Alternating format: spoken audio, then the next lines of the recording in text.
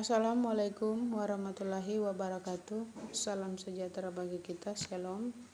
Perkenalkan, nama saya Dolina Kubela Borber. Di sini saya akan mempresentasikan hasil diskusi saya atau hasil dari makalah saya dengan judul arus listrik.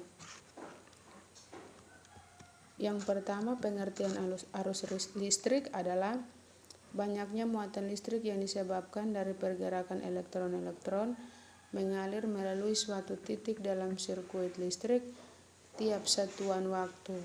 Arus listrik dapat diukur dalam suatu atau satuan atau detik atau ampere. Contoh arus listrik dalam kehidupan sehari-hari berkisar dari yang sangat lemah dalam satuan mikroampere seperti di dalam jaringan tubuh hingga arus yang sangat kuat 1-200 kilo ampere atau KA seperti yang terjadi pada petir. Dalam kebanyakan sirkuit arus searah dapat diasumsikan resistansi terhadap arus listrik adalah konstan sehingga besar arus yang mengalir dalam sirkuit bergantung pada voltase dan resistansi sesuai dengan hukum Ohm. Yang kedua, macam-macam gelombang arus listrik. Pengetahuan tentang gelombang arus listrik ini penting artinya oleh karena dalam banyak hal berkaitan erat dengan penggunaan arus listrik untuk merangsang saraf motoris atau saraf sensoris. Macam-macam gelombang arus listrik. Yang pertama, arus bolak-balik atau sinusoidal.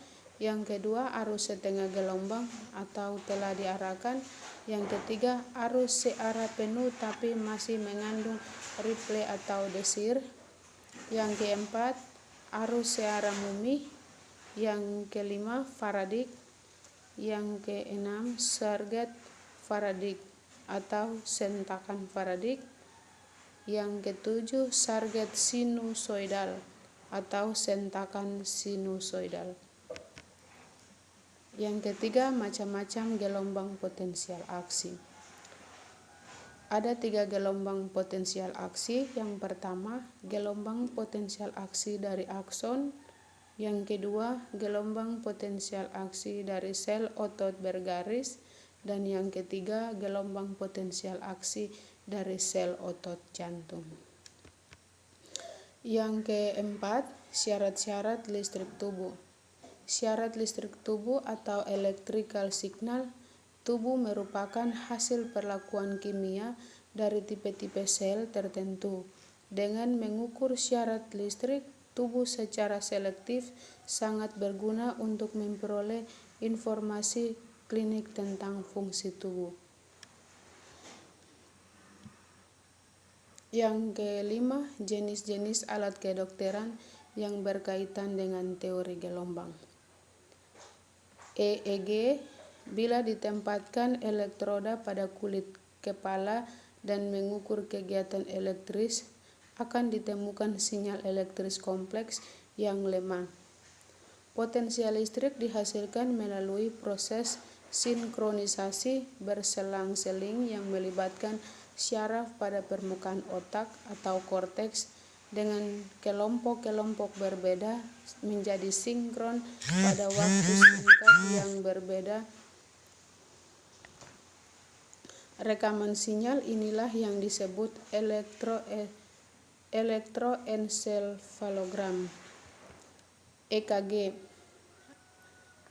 EKG depolarisasi dari repolarisasi otot-otot jantung menyebabkan arus mengalir ke dalam torso, menyebabkan potensial listrik pada kulit. Rekaman potensi jantung pada permukaan kulit disebut elektrokardiogram atau ECG. Alat yang digunakan untuk merekam potensial listrik jantung disebut elektrodiograf.